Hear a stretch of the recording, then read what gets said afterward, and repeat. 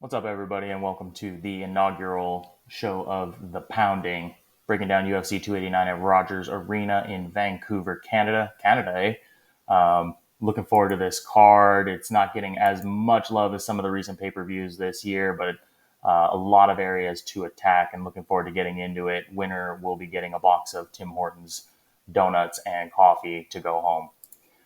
So let's go ahead and get right into it. This will be on Saturday, June 10th. Start time is at 7 p.m. on the East Coast, 4 o'clock on the West Coast. Amanda Nunes and Irene Aldana headlining for the women's bantamweight title. So let's go ahead and get into it here. Fight one, Diana Belbita versus Maria Oliveira in the strawweight bout. Diana Belbita is a 26-year-old Romanian with a 14-7 record, 6 KOs, 4 subs, and 4 decisions, losing 3 of her last 4. She's 5'7" with a 68-inch reach. And Maria Oliveira is a 26-year-old Brazilian with a 13-6 record, 7 KOs, 1 sub, and 5 decisions. She's going 2-2 in her last 4, going win, loss, win, loss. So looking at a little bit of a trend there. And they do have a recent common opponent in Gloria DePaula, where Oliveira won by a split decision and Diana Belbita lost unanimously. Pretty straightforward here. The pick is Maria Oliveira at even money. Women's MMA can always get a little bit greasy. I do see this one going the distance, with Diana Belbita potentially getting a little bit of love from the hometown judges here. But I think Maria Oliveira has just a slight advantage here in the striking, and can kind of get there on the volume as well too. So I like the way that this one's shaping up. It is women's MMA, so I don't encourage taking a huge amount of exposure onto this fight. But I do think Maria Oliveira at plus money creates a nice little dogger pass situation for us. And when in doubt, always bet the uglier girl in MMA. Moving on to fight two, we have Steven Erceg making his UFC debut against David Dvorak, who's a seasoned veteran and has certainly fought a murderer's row throughout his career, taking place in the flyweight division for our second fight of the night. Steven Erceg is a 27-year-old Aussie with a 9-1 record, 1 KO, 6 subs, and 2 decisions. He is currently on an 8-fight winning streak, stands at 5'9" with a 68.5-inch reach, and coming in on short notice for a UFC debut. He's definitely a taller, lanky fighter for the flyweight division, but should be coming in and being able to find some good range here. David Dvorak, a lot of us are familiar with him already. He's a 31-year-old from the Czech Republic with a 20-5 record, 8 KOs, 8 subs, and 4 decisions. He's 5'5" with a 68-inch reach, so he is giving up a decent amount in the height advantage there, which can create a little bit of a odd posturing for his striking. He's on a 2-fight losing streak, but certainly can't sneeze at those. You have Manel Kape and Mateusz Nicolau, both very, very solid fighters. We've seen both of them fairly recently here. And he does have quality wins over Bruno Silva and Jordan Espinoza in the UFC already. In my eyes, I think this line's a little bit too wide. This is another dogger pass play. And I'm going to go Steven Erceg at plus 225. I definitely think it's worth like half a unit to 3/4 of a unit here. And I love the under 2.5 at plus 140. This is definitely going to be a spot to bet on some violence. Steven Erceg has a very, very slick wrestling and BJJ game. I definitely see a lot of opportunities for him if he gets this to the mat to be able to pull a sneaky submission. Dvorak is willing to grapple as well as having KO power. So I actually think that there's a very nice amount of value in the under 2.5 rounds with a sprinkle on the dog here for Astro Boy Erceg. Moving into fight three, we have Blake Bilder versus Kyle Nelson, also in the featherweight division. Blake Bilder is a 32-year-old American with an 8-0-1 record, 1 KO, 4 subs, and 3 decisions. He's 5'8" with a 68.5-inch reach, 2 UFC wins, one of them coming on Contender Series, and recently beating Shane Young at UFC 284. Nelson is a 32-year-old Canadian with a 13-5-1 record, 5 KO, 4 subs, and 4 decisions. He's 5'11" with a 71-inch reach, so he's going to be coming in with a pretty nice size advantage. And he certainly loves to run his mouth as well, too. We'll see if that comes back to haunt him. He is 1-4 in the UFC with losses and getting finished in 3 of those. So definitely on a little bit of a cold streak here. There's a good chance he's going to be fighting for his next contract. But he does get a little bit of an advantage being on his home soil here. So we'll see how that goes for him. The pick here in my mind is Blake Bilder. And he is a lock for me on this card. I'm going to be personally taking 2 units worth of exposure with up to 1 unit in parlay equity, just to kind of help mine a little bit of value with where he's lined at the moment, around minus 200. I saw some minus 190s. Make sure you are looking around trying to shop for those, because I've seen about 20 to 30 cents of difference, depending on which book you are on. And remember, 1-800-GAMBLER if you have a gambling problem. If you're here, you definitely don't. You're not calling that number. I do like the under minus 140. I think it's going to be a pass. They're both pretty tough. They are going to fight for your money. This should be an absolute treat to watch. But I do see Builder potentially being able to find a finish here, but I think it could come late in the third, as he is not going to want this to go to the judges' scorecard with Kyle Nelson being the hometown kid. So the play is Blake Builder here, and that is my one lock on the card. And I will be building a little bit of parlay equity just to help mine some value on some other chalkier favorites later in the card here. Moving into Fight 4, we have Ayman Zahabi versus Arichi Leng in the bantamweight division. Zahabi's a 35-year-old Canadian with a 9-2 record. He's got 4 KOs, 3 subs, and 2 decisions. He's 5'8" with a 68-inch reach. He's 3-2 in the UFC with a 3-fight winning streak, but he's been relatively inactive. There's only been 2 fights since COVID, with both of them being wins. And then we have Arichi Leng. He's a 29-year-old from China with a 24-9 record, 9 KOs and 15 decisions. 2-2 in the UFC with a 2-fight winning streak coming together for him at the moment, with losses to Cody Durden and Jeff Molina. Can't really say a whole lot bad about that, as both of them have had pretty good runs recently. The pick here for me is actually going to be a pass on this card. I do see this kind of being a more of an uneventful fight. I am leaning Zahabi at even money.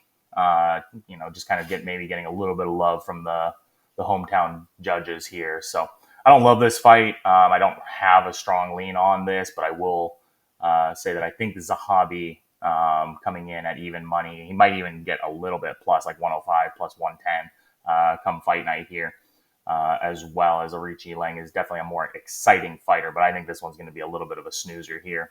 The over 2.5 rounds is very, very chalky, so we're going to be passing on that as well, but I do think this fight goes the distance.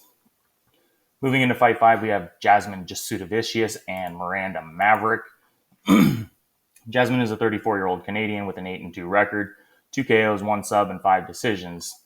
She is 5'7" with a 68-inch reach, 2-1 in the UFC, with her only loss to the rising star Natalia Silva, who went out and put an absolute clinic on her last time out. Miranda Maverick is a 25-year-old American with 11-4 record, 1 KO, 6 subs, and 4 decisions. She's 5'3" with a 65.5-inch reach, so she'll be giving up a decent size advantage. But Miranda Maverick is built like a brick shit house in the flyweight division for women, so she definitely has a lot of strength behind her. She's 4-2 in the UFC, with her only losses coming to Erin Blanchfield and Macy Barber. The Blanchfield one is obviously more notable, who is likely going to be a contender here in her next fight or two. Macy Barber, who's the queen of getting greasy split decisions, won't put too much stock into that one. It was a very close fight. And she does have a really quality win over Jillian Robertson, also a Canadian here. So the pick is, in my opinion, Miranda Maverick is the rightful favorite, but at minus 300, I don't think that's worth it, and it definitely wouldn't feel good laying that kind of chalk. This is dog or pass only, in my opinion. So we're going to go Jasmine Jasudavicius, who does have very, very good wrestling. I think she can get there on control time with a little bit of ground and pound on her home soil, because Miranda Maverick does not do well on her back. And if she ends up there, I think that Jasudavicius should be able to ride out the rounds and be able to get a 29-28 kind of decision here. The over is 2.5 rounds at minus 375. That's a pass. Moving on to Fight 6, we have Nasruddin Imavov going against Chris Curtis in the middleweight division. It feels like we see the action man literally every 2 to 3 months, because that's how frequently he's in the octagon. Love Chris Curtis. He's my boy. Imavov is a 27-year-old Russian. Does come from Dagestan, but he's not your prototypical wrestler. He comes with a 12-4 record, 5 KOs, 4 subs, and 3 decisions. He's 6'3" with a 75-inch reach, and he's going to have a massive height advantage here. He's 4-2 in the UFC, with losses to Sean Strickland and Phil Hawes, wins over Joaquin Buckley, Edmund Shabazy, and Ian Heinisch. So he's got a nice resume coming together here.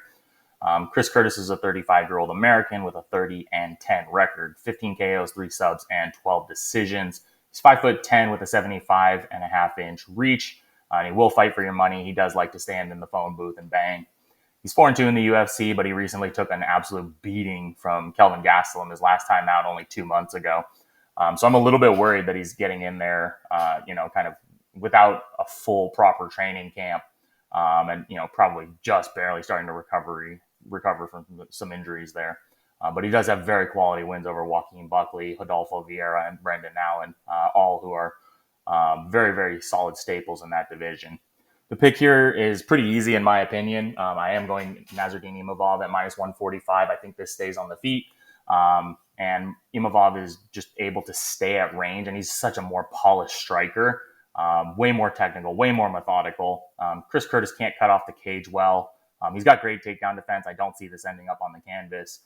But he wants to brawl, and he usually is a little slow out of the gates. And if he starts coming from behind, I just feel like that puts him in a really tough situation to come back and get rounds 2 and 3 from a fighter that does kind of stay at range, and he's the Russian sniper. So he's going to use those kicks. He's going to use those long jabs, especially with the height advantage, to kind of keep some distance there rather than getting in and brawling. I just don't really see a path to victory for Chris Curtis here unless he can land a big old KO punch over the top. And I don't see Imavov being the type of fighter that's going to stand in front of that and let that happen. So this really reminds me a lot of how we viewed Jack Hermanson and Chris Curtis back in London a few months back, where Hermanson just, managed to keep his distance, circle around the octagon, keep some clean shots going, but not take significant damage. And I see Imavov winning 3 rounds here, as a purely more methodical striker. So I think it's a 30-27, potentially a 30-26 if Curtis can't get inside with him. The over is 2.5 rounds at minus 185. Definitely going to pass on that. But Imavov by decision at plus 165, I do think is interesting here. Curtis has a great chin. He's got the great takedown defense. So I really do see that this is pretty likely to go to the scorecards here. And I like Imavov in the spot as well, too. Could be one of those pieces that you can kind of use to help unlock some of your value with some of the more chalky plays like a Blake Builder. Moving into fight 7, we have Eric Anders versus Marc-Andre Barriault in the middleweight division. Eric Anders is a 36-year-old American with a 15-7 record, 9 KOs, 1 submission, and 5 decisions. He's 6'1" with a 75-inch reach, 7-7 in the UFC with his only recent win against Kyle Daukaus, who both the Daukaus brothers suck in my opinion. So I can't really say that that's a super quality win there.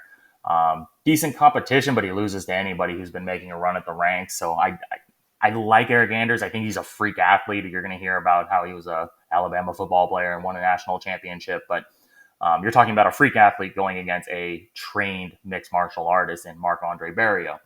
33-year-old Canadian with a 15-6 record, 10 KOs, 1 sub, and 4 decisions, 6'1" with a 74-inch reach, 4-5 in the UFC, getting finished by Anthony Fluffy Hernandez, who we just saw put an absolute beating on Edmund Shabazian and Chidi Njokwani, so you can't hold it too much against him.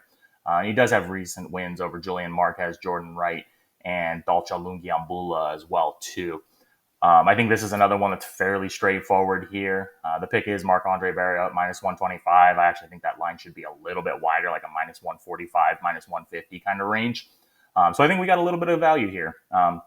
Again, Eric Anders, a freak athlete, but he stayed really one-dimensional throughout his career. He never really developed into a mixed martial artist. And I just see a whole lot more path to Marc-Andre Barriault on his hometown soil as well if this does end up getting to the judges' scorecards, which I do think that probably happens. The over is 2.5 rounds at minus 175. I'm going to pass on that.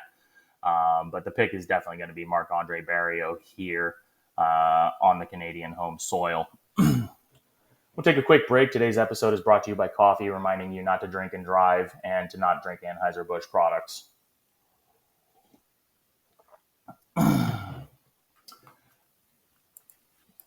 Moving into fight 8, we have Dan 50K Ige going against Nate the Train Landwehr in the featherweight division. Ige is a 31-year-old Hawaiian with a 16-6 record, 5 KOs, 5 subs, and 6 decisions. He's 5'7" with a 71-inch reach, 8-5 in the UFC. He's got 5 L's coming to Julio Arce, Calvin Kattar, Chang Sung Jun, Josh Emmett, and Movsar Evloev, with recent quality wins against Damon Jackson and Edson Barboza. Nate Landwehr, who's definitely turned into a bit of a fan favorite here and brings a lot of personality to the cage. Definitely a bit of a wild striker, but very exciting to watch as well too. He's a 35-year-old American with a 17-4 record, 8 KOs, 2 subs, and 7 decisions. He's 5'9" with a 70.5-inch reach. He's 4-2 in the UFC with a rough debut against Herbert Burns. Herbert Burns is not like his brother Gilbert Burns. Herbert Burns, I think you remember him seeing him quit on the scales his last time, or quitting on the stool his last time out. He's just not the same type of fighter that Gilbert is, and certainly never going to be in the conversation for a contender as well. He definitely doesn't have it, but short notice debut, so we can't hold too much against him on that. He does have really quality wins over Darren Elkins, Ludovic Klein, David Onama, and Austin Lingo. Pretty much all of those coming in as a dog as well too. So definitely loved by the public on this one. I'm not going to hold the KO against Julian Erosa or from Julian Erosa against him. Just ate an absolutely vicious knee up the middle. But Julian Erosa, one of those guys who can come out really flashy to start. So not going to take too much away from him on that. That being said, the pick here is Dan Ige. At minus 250, I really don't like that chalk though. I do think we want to try and mine some value with like a 2-leg parlay, maybe into Blake Builder or potentially into Amanda Nunes or one of the other chalky fighters coming into this card. Ige is a significantly better striker. He's way more polished in his boxing and his stand-up. I really do think he's going to look to counter the wild aggression that comes from Nate Landwehr.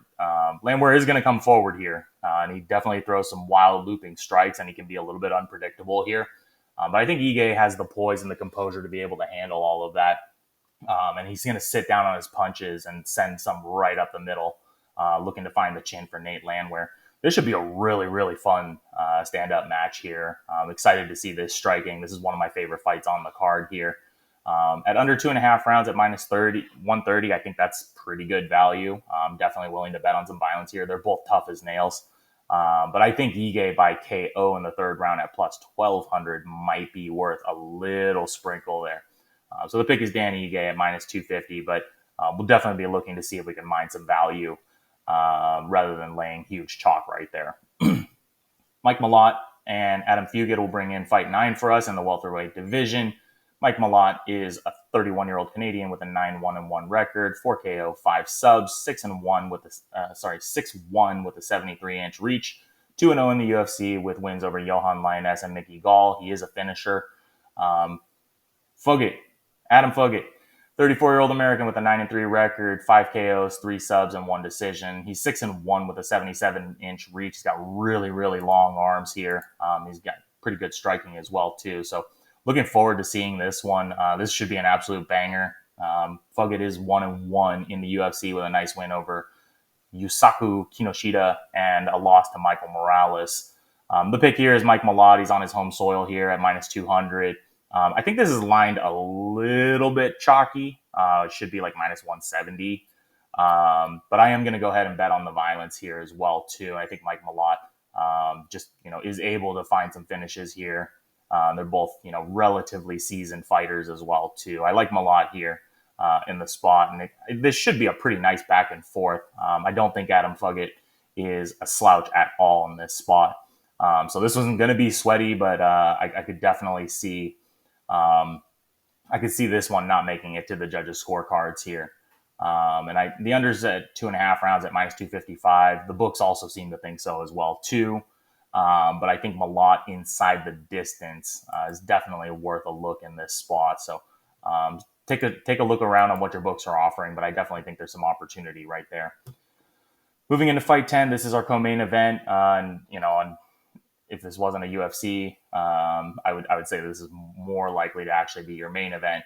But we have Charles do Bronx Oliveira, who's my boy, going against Beneil Dariush in the lightweight division. Charles Oliveira is a 33-year-old Brazilian with a 33-9 record, 9 KOs, 21 subs, and 3 decisions. He's 5'10" with a 74-inch reach, 21-9 in the UFC, with his only loss to the current champion Islam Makhachev in the last UFC in his title defense there. Actually, it wasn't a title defense. He was stripped of his belt.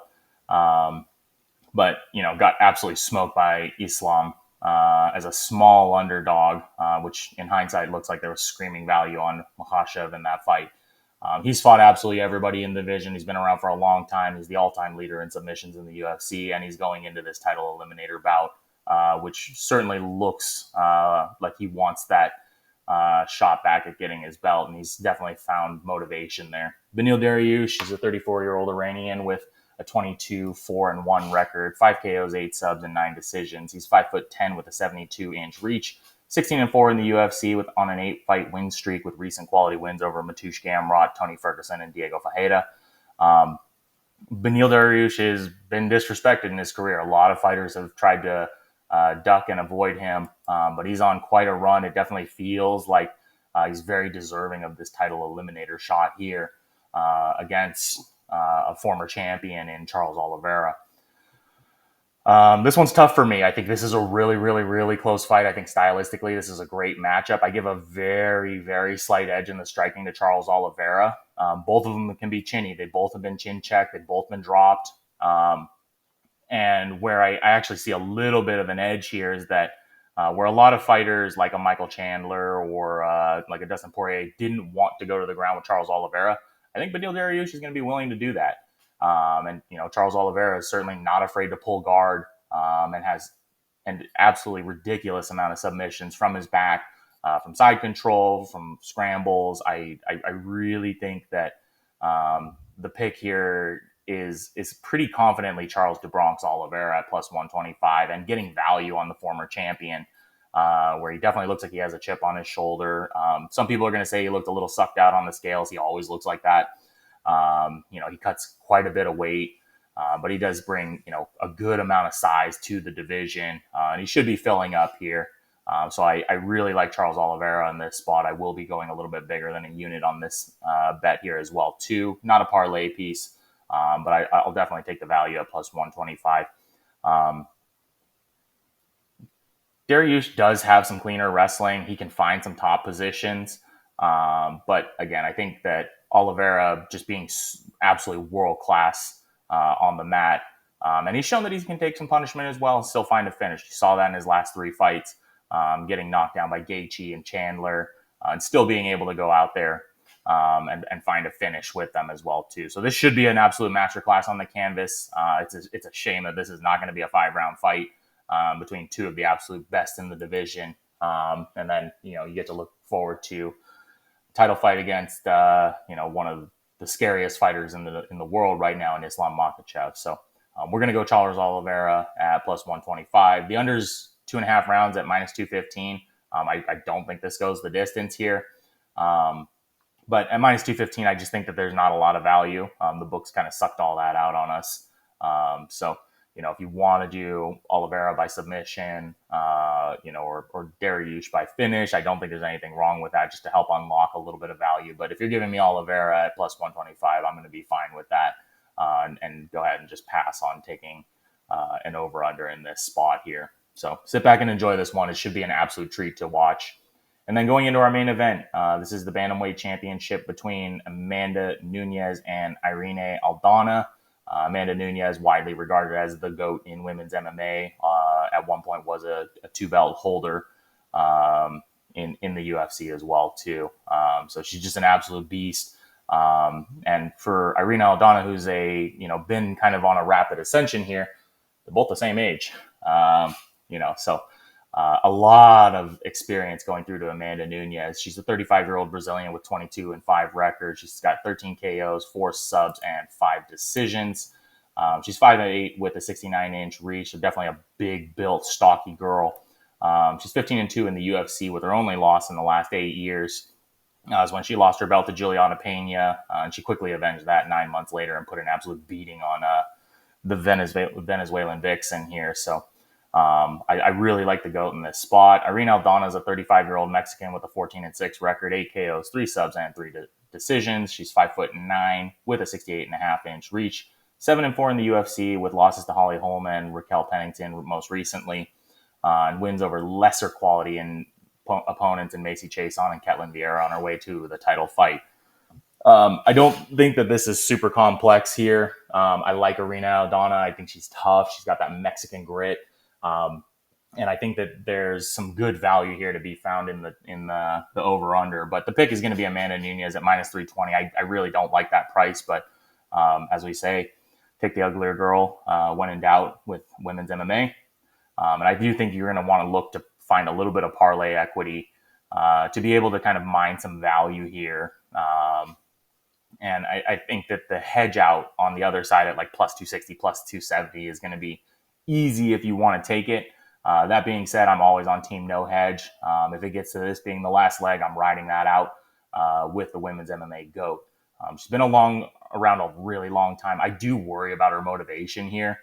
She has a gym in Florida now that she runs. Her wife has a kid on the way. And she's already accomplished everything that you could want in your career. She's a millionaire. She definitely gets all the smoke from Joe Rogan and all the commentators letting her know that she is the GOAT. But I just don't see Aldana being the one that's going to be able to take this belt from Amanda Nunes. So I don't love the chalk here, but I do think Amanda Nunes is the right size. And I do think that over the course of a 5-round fight, just there's way more past the victory for her as well, too. The overs at 2.5 rounds at minus 140, I actually think that's great value. I'm going to be taking it personally. Aldana is a very gritty and tough fighter, but this is just such a massive step up. I think she's going to get her ass kicked for about 3.5. I don't see this going to the 5th round. But I do think it's going to be sweaty, but she should be able to get to the over 2.5 rounds. And she'll put some damage on Nunes, but I think that Nunes will get it finished here. She moves into the championship rounds in round 4 and maybe round 5. But I think around round 4 is when you're going to see Aldana kind of start to lose it a little bit here. So I really like the over 2.5 rounds, and it should get there, although it might be a little bit sweaty. So to go ahead and break it all down one more time here, we have Maria Oliveira, Steven Ursig, and the under at 2.5 rounds, Blake Bilder, Ayman Zahabi, Jasmine Jasudavicius, Nazardini Mavov, Marc-Andre Barrio, Dan Ige, and under 2.5 rounds, Mike Malott, Charles Oliveira, and Amanda Nunes to close it out with the over at 2.5 rounds. I appreciate everybody tuning in to the Pounding today for the inaugural show. I'll be doing these going forward. If you enjoyed the content, please show some support with a like, comment, and subscribes, and we'll be back to do it again next week. Cheers, guys. Happy UFC.